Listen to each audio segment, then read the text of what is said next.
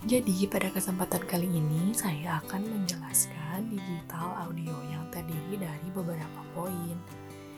Di antaranya itu ada sound, sampling, quantization, modulation. Yang pertama, apa sih itu suara? Suara itu bisa dihasilkan melalui getaran yang nantinya akan menghasilkan bunyi atau suara. Intinya itu adalah suara itu dihasilkan oleh benda yang bergetar. Bagaimana suara itu diproduksi? Suara itu diproduksi oleh benda yang bergetar yang disebut sebagai gelombang longitudinal yang biasa kita dengar sebagai suara. Kemudian, pada gelombang longitudinal, pergerakan partikel-partikel medium seperti molekul udara dalam udara searah dengan arah perpindahan energi. Nah, gelombang sendiri itu terdiri dari compression dan rarefaction, di mana compression itu partikelnya itu sangat rapat atau nadanya atau suara itu sangat tinggi, dan sebaliknya rarefaction itu partikelnya sangat rendah dan sangat renggang, yang terdiri dari keras dan keras. Kemudian getaran suara atau gelombang suara itu terdiri dari compression dan rarefaction seperti yang disebutkan tadi.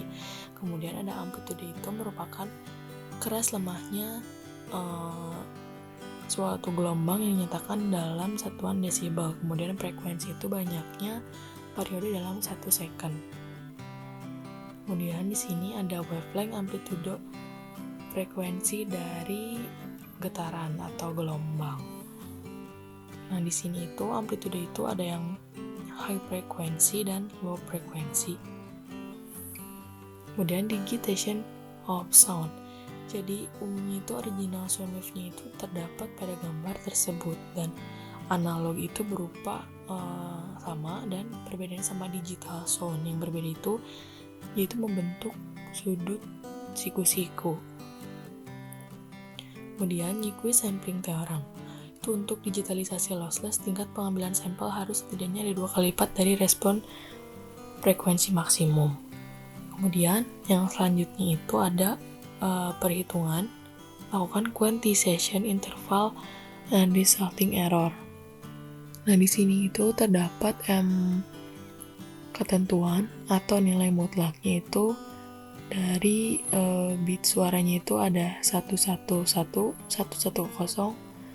101, dan seterusnya seperti yang ditunjukkan pada gambar.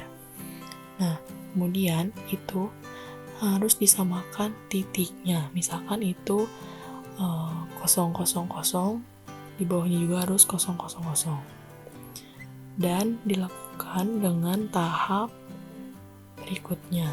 Itu dilakukan hal yang sama. Kemudian perhitungan yang berikutnya itu ada delta modulation. Pada delta modulation, sinyal analog itu di tracking apakah naik atau turun satu level pada setiap interval sampel. Bit 1 digunakan untuk kenaikan level dan bit 0 digunakan untuk penurunan level tegangan. Kemudian digunakan juga teknik kompresi data.